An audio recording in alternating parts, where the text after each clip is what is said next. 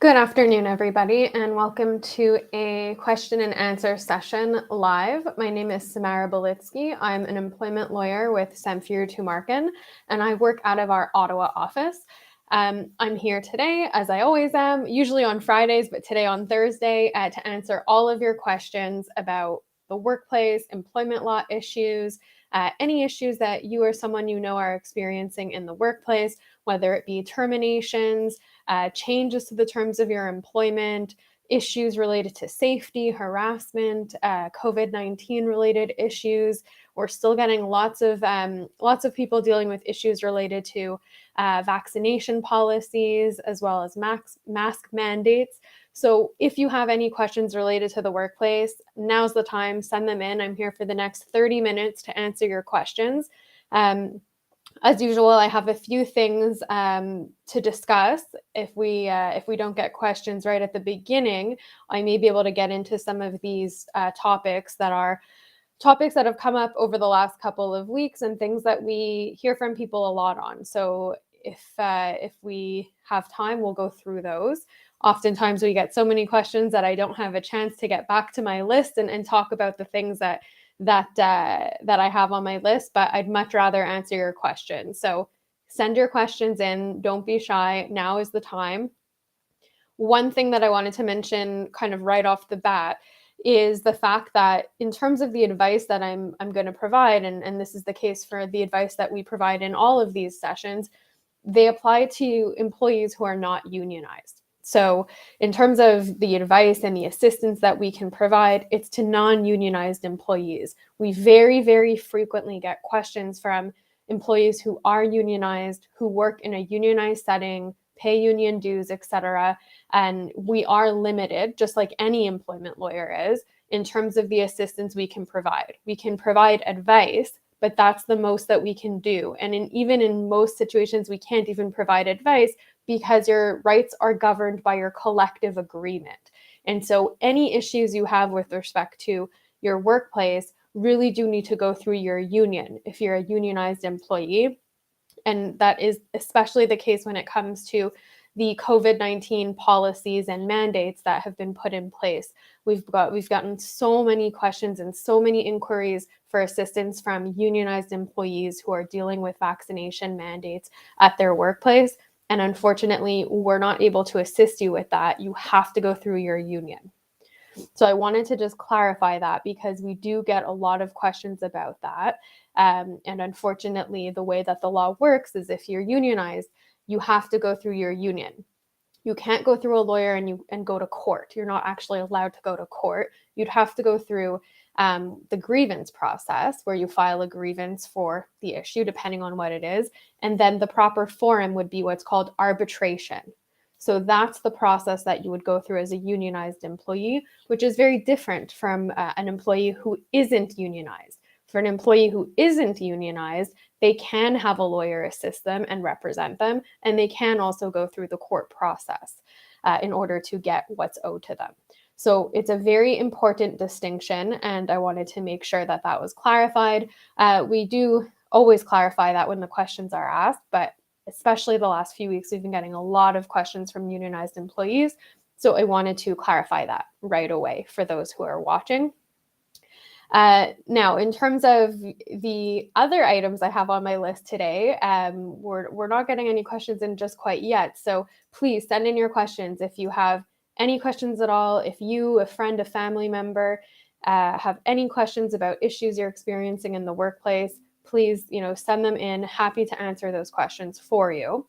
In the meantime, I'll get to my list.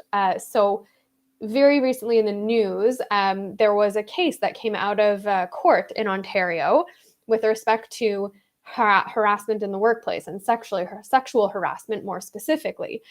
So we've had a few questions about that case specifically. And generally speaking, we do provide assistance to people dealing with sexual harassment in the workplace. And so what's really important when faced with harassment, and this can be any type of harassment, including sexual, the employee has recourse options, and they start with doing something internally. So if you're being harassed at work, or you feel like you're being harassed at work, you're being bullied, you feel like the workplace is toxic, you're having issues with your coworkers, whatever the case may be, your first point of action will always be to go through the employer's internal process first. You have to raise it with the employer and give the employer an opportunity to correct what is going on, to ensure that they're providing a healthy and safe workplace. Because employers on their end have an obligation to provide and to maintain a healthy and safe workplace. So if there's an issue and the workplace is not healthy and it's not safe, you need to bring it to the employer's attention first. You cannot go straight to a lawyer because there is only so much a lawyer can do for you if, for example, you haven't raised it with the employer first.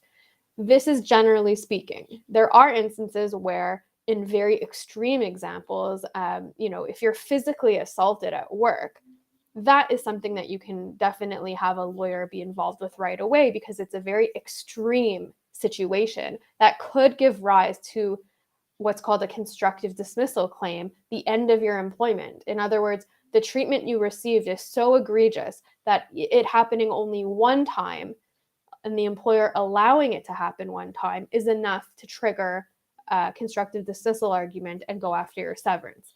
But that is in very rare and extreme situations. In most cases, when there is bullying and harassment going on at work, you have to take it to the employer first. Follow the process. In most workplaces, there will be a policy where you would follow the policy and you would file a complaint and always do it in writing. The best advice I can give you is do it in writing. Make sure that your complaint is in writing somewhere. It's usually filed with HR. It may be filed with a health and safety committee, whatever the case may be. That is your first point of action. You raise it right away and you give the employer the opportunity to prevent it from continuing, to stop it and prevent it. When you file a complaint and bring that issue to the attention of the employer in writing, they then have an obligation, a legal obligation that is triggered by you bringing it to their attention to investigate the issue. They have no choice. They have to investigate it. And then when they investigate it, they will find the results of, if you are being harassed and you are being bullied, then the results should be that was going on. Here's what we're going to do to stop that from happening moving forward. There could be discipline applied to the alleged perpetrator. There are a slew of different remedies available, but at the end of the day, the employer has to investigate and do something about it. If the employer does nothing about it, then you can take it to the next step.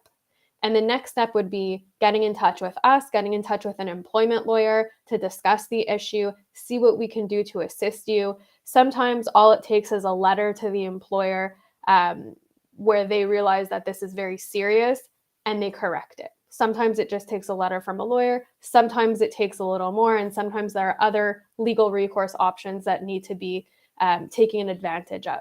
So it just depends on the situation. But if you're in a situation where you're dealing with this, you've raised it with the employer, they haven't investigated it, or they have, but this is still happening, then you definitely need to get in touch with a lawyer and figure out what your options are. Because as we just saw in the case that came out recently, the court reconfirmed and reaffirmed there is zero tolerance for this type of conduct in the workplace.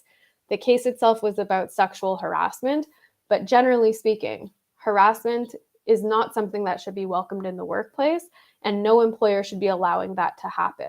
So if you are going through that, absolutely you should be taking steps to protect yourself. And the first step is making sure you're bringing it to the employer's attention in writing.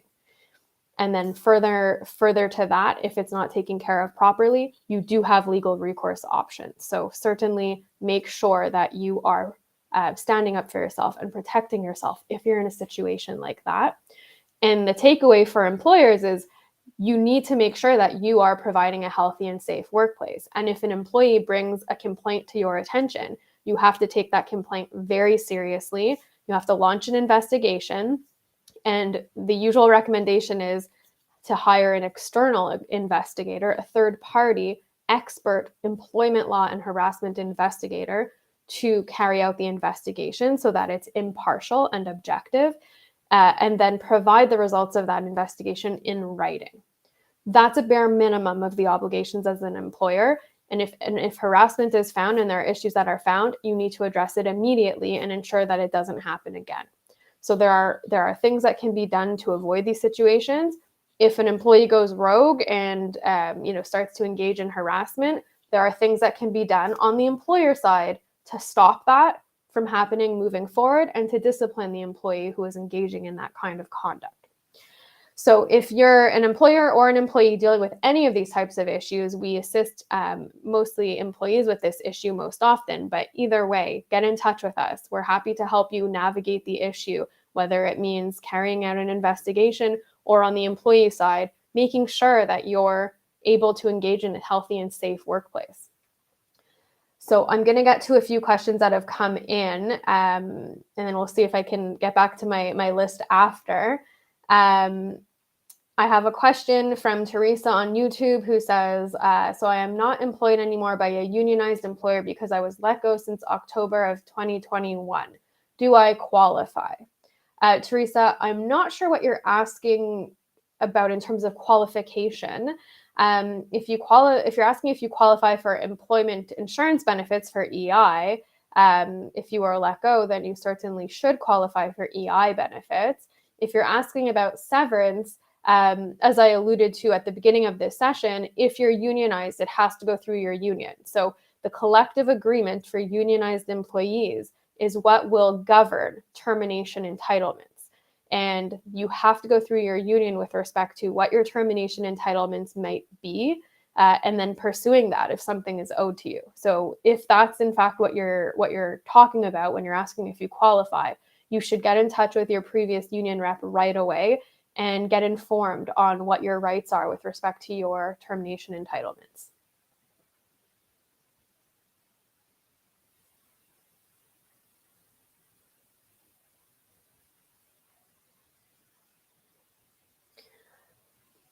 I have a question from Yvonne on Facebook who says, I'm on ODSP and worked when this happened in 2018. Some employees wished me death on my deliveries because of a sexual assault case I am in. I spoke to my immediate supervisor and nothing. I even spoke to ODSP as I was in a working program. They did nothing as well. I quit and left. Well, Yvonne, I'm really sorry to hear that happened to you. That's absolutely terrible. Not only would that constitute, bullying and harassment in the workplace, but, death threat is a criminal act as well. So you actually could have filed a police report. Certainly the employer should have done something. The challenge that you'll have now, Yvonne, is that this happened in 2018.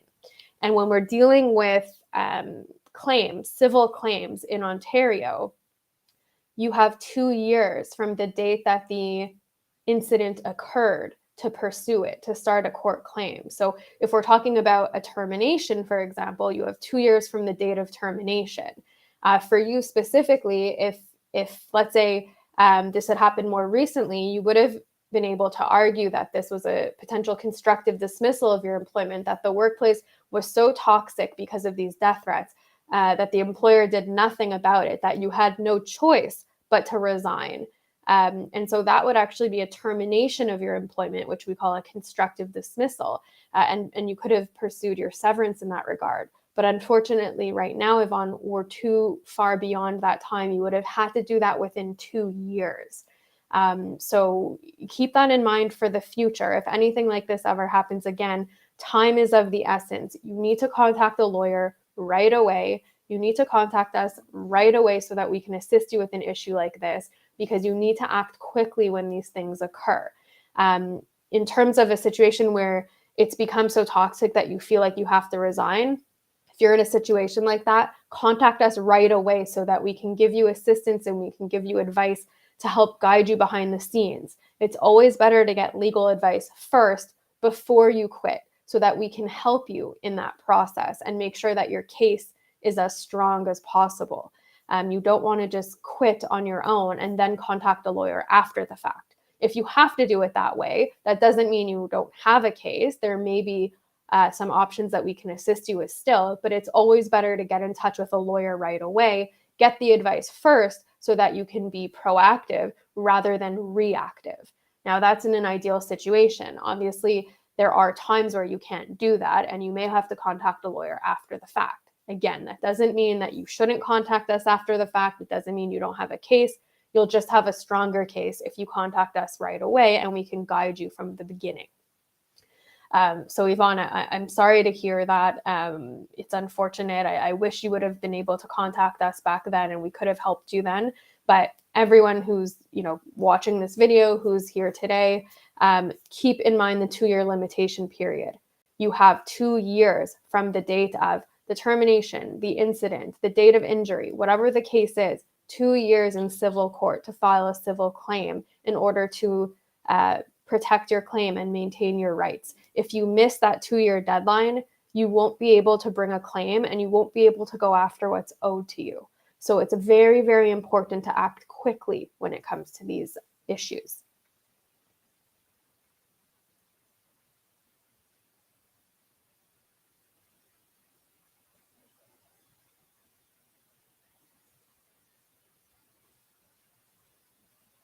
Just scrolling through to get to a question here. I have a question from Helen on YouTube who asks whether a labor law covers a wrongful dismissal case of a professional engineer. So if you're an engineer and you're not unionized, which most engineers are not, if you're not unionized, then and you are let go and you don't receive the notice and or the severance pay that you should, then certainly that would be a wrongful dismissal.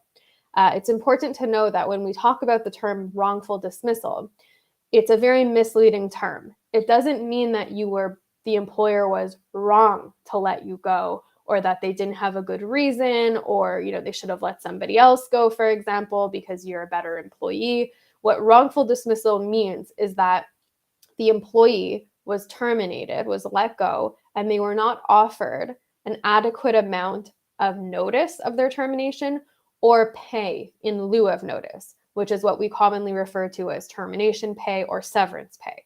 So if you're in a situation where that has occurred, and you would be able to know that by speaking with a lawyer and finding out, what is it that I'm entitled to receive as my severance, and how does that compare to what I was offered? We carry out those assessments for people every single day. And more often than not, people are not offered what they're owed right off the bat. People are usually offered less. Employers usually offer employees less than what they're actually owed and hope that they accept it and that they don't go to a lawyer and find out that they're owed more. That's where we come in terms of assessing the severance package and letting you know where you stand. You can also go to pocketemploymentlawyer.ca because that provides you with a good estimate of what your severance could be. It does help in terms of giving you an idea of what should you be receiving as an estimate, but it isn't a replacement for proper legal advice from an employment lawyer. So that does help give you an idea of what your severance should be to help find out if you are owed more, if maybe this is a wrongful dismissal. But you should always be seeking advice from an employment lawyer to make sure that you know exactly where you stand. So in your situation, Helen, if this is you or somebody they should get in touch with us, because as long as you're not unionized, we can definitely assist you in assessing the case, figuring out what it is that's being owed as a result of the dismissal, and then pursue it if there is something in fact to pursue.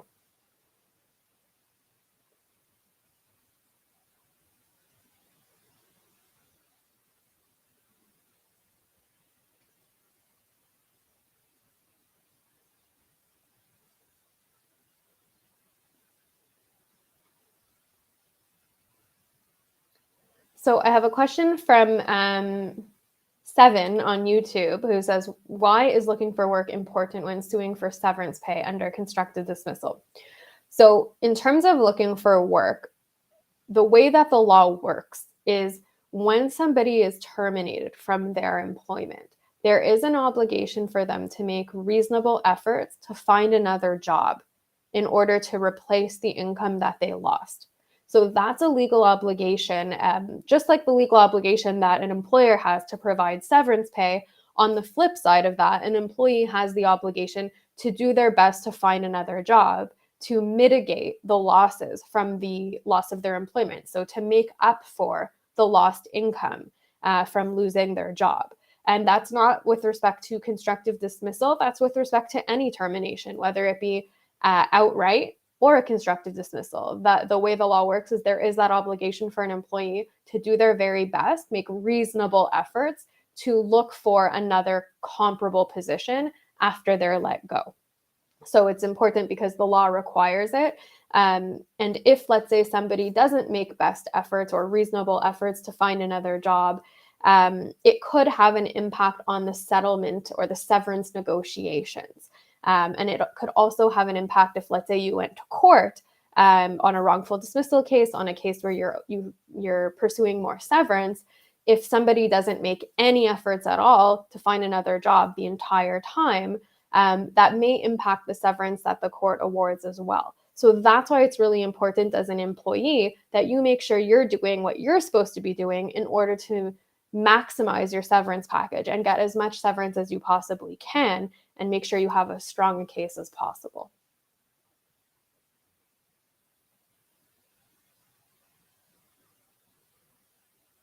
I have a question from Rocket on YouTube who asks, what happens to an employee if they don't give the 2 weeks notice of resignation to the employer as stated in the employment contract?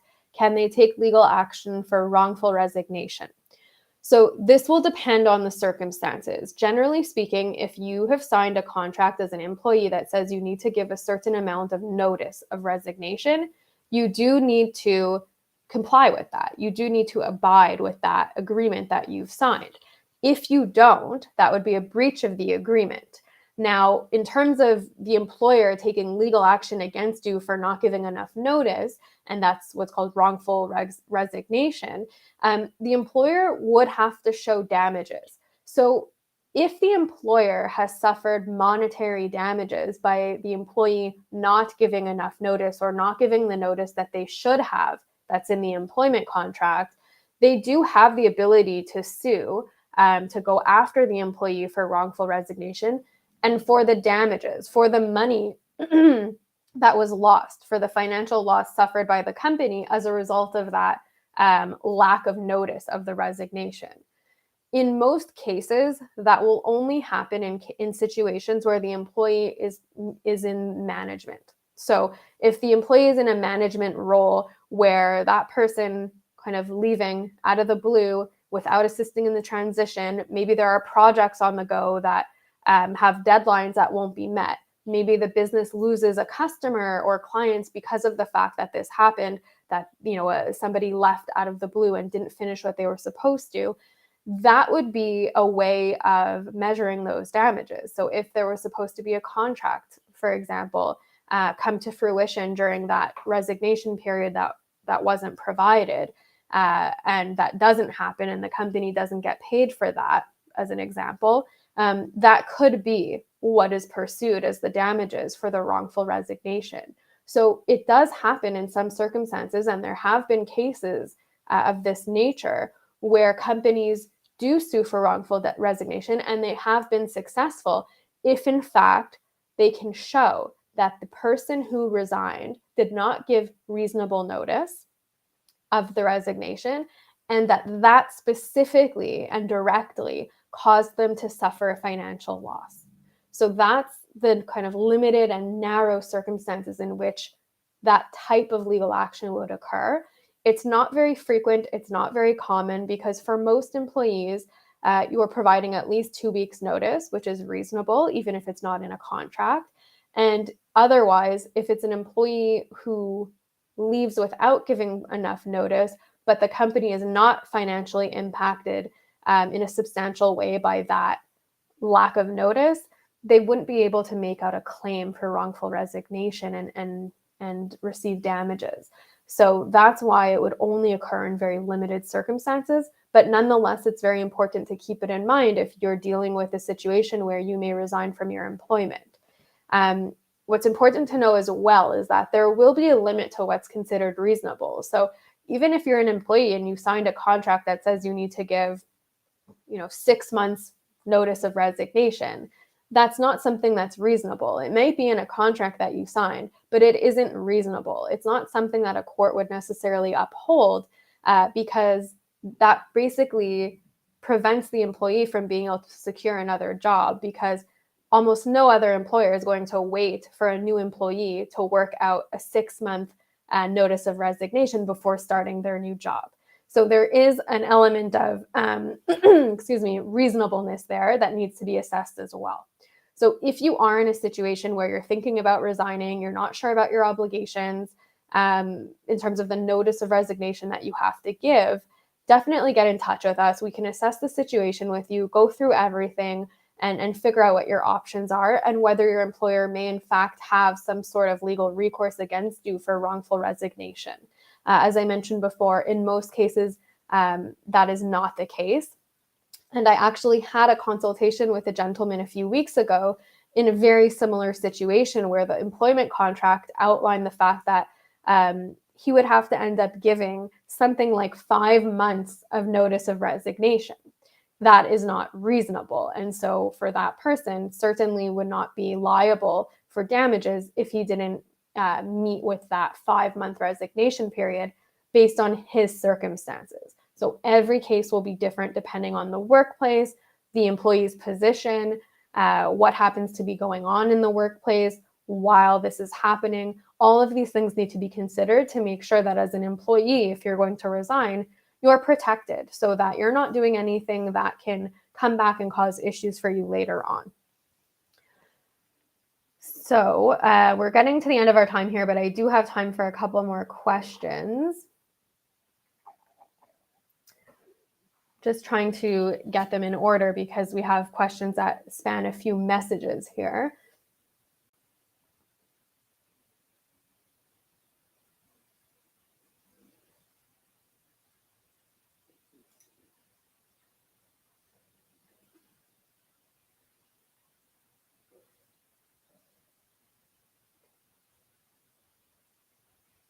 So I have a question, again, with respect to a unionized workplace from Working Bulldogs on YouTube, who says, one of your other lawyers mentioned that unionized workers cannot be fired without cause. Not complying with vax mandate is without cause, correct? So if the employer can't terminate without cause for this, how would this be rectified in a unionized workplace that refuses to lift their mandate and the worker can't work remotely? So again, this is in a unionized setting. So we're very limited in what we can do to assist you. Generally speaking, that's correct. Generally speaking, in a unionized setting, there would need to be cause for termination, but different collective agreements provide for different things. Okay, so your collective agreement will govern the issue on this. In terms of a vaccine mandate, again, you have to go through your union. So it depends on whether your union is objecting to this. They may have filed a grievance to object to the vaccination mandate or policy to begin with. We've seen a few arbitration decisions on policies in unionized settings come out of the arbitration process already. So there are some decisions that have provided some guidance in a unionized setting with respect to vaccine mandates and rapid testing and what's reasonable and what's not, and what constitutes cause for termination and what doesn't. So you really do have to speak with your union about this and figure out in your exact set of circumstances, what is it that the union's doing, if anything, and what options do you have for recourse if you're let go in a situation like this. It has to go through your union. Unfortunately, an employment lawyer is not able to assist you with that. And so if, again, I started off the session talking about this, and we're going to end talking about the same thing, which is if you're unionized, you have to go through your union. It's extremely important to contact your union rep and figure out what your options are. In terms of employment lawyers, we can only assist you so much. We can give you advice, like the advice I've given a couple times today and in other sessions we've done. But that's really the extent of what we can do. We cannot get involved. We cannot represent you. We can't take your case to court. So you really do need to go through your union when it comes to these issues. I know we didn't get to a few questions. We have a few more questions here I didn't get to. We do have another question and answer session tomorrow. So feel free to join that session tomorrow afternoon and ask your questions there, or contact us at help@employmentlawyer.ca. You can email us. You can also contact us directly by going to our website, employmentlawyer.ca, and contacting us that way, or with or contacting any of our lawyers directly. My contact information and my colleagues' contact information is all on our website, so feel free to contact us that way as well. So thank you very much, everyone, for joining the session today, and have a wonderful afternoon.